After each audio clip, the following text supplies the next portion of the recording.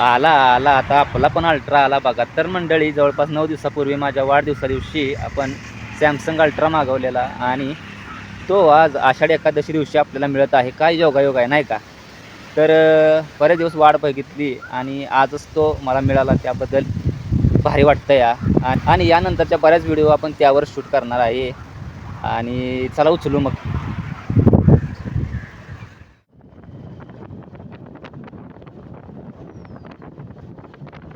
तर मंडळी हे बघा, हे अशा पद्धतीनं पार्सल आला आहे आणि यामध्ये काय काय आहे ते आता चला खोलून बघूया. हे आता आपण खोलतोय बघा आणि अशा पद्धतीनं पॅकिंग आहे आणि कॅशिफायच्या माध्यमातून आपल्याला हे मिळालं आहे. आणि तुम्हाला सांगू इच्छितो की हे एक रिफर्बिश प्रोडक्ट आहे. म्हणजेच जर काही छोटे मोठे डिफेक्ट असतील तर कस्टमर त्यांना रिटर्न करतात आणि त्यातले छोटे मोठे ते प्रॉब्लेम आहेत ते काढून टाकण्याचा पूर्णपणे प्रयत्न केला जातो. त्यामध्ये सेन्सरच्या माध्यमातून, मशीनच्या माध्यमातून आणि वेगवेगळ्या क्वालिटी चेक करून हे आपल्यापर्यंत पोहोचलं जातं. आता हा सॅमसंग S23 अल्ट्रा आहे आणि त्यावेळचा एक OG फोन होता, एक गोट फोन होता. म्हणजे यानंतर कोणता फोन निवडायचा हा प्रश्न आपल्याला पडत नव्हता 2023 मध्ये. आणि तो फोन डिस्कंटिन्यू केला आहे कंपनीनं आणि तोच आपण उचलला आहे, आपण घेतलेला आहे बघा. आणि यावर आता बरंच काय आपण शूट करणार आहे. या फोन बरोबर आपल्याला मिळालेला आहे बघा एक मेन डिव्हाइस आणि त्याचबरोबर एक चार्जिंग केबल आणि त्याबरोबर 6 महिन्याची वॉरंटी. आता तुम्हाला सांगतो 6 महिन्याची वॉरंटी पण खूप झाली बघा. मी मागच्या वेळी पण रिफर्बिश लॅपटॉप मागवलेला जो की जवळपास 4.5 ते 5 वर्ष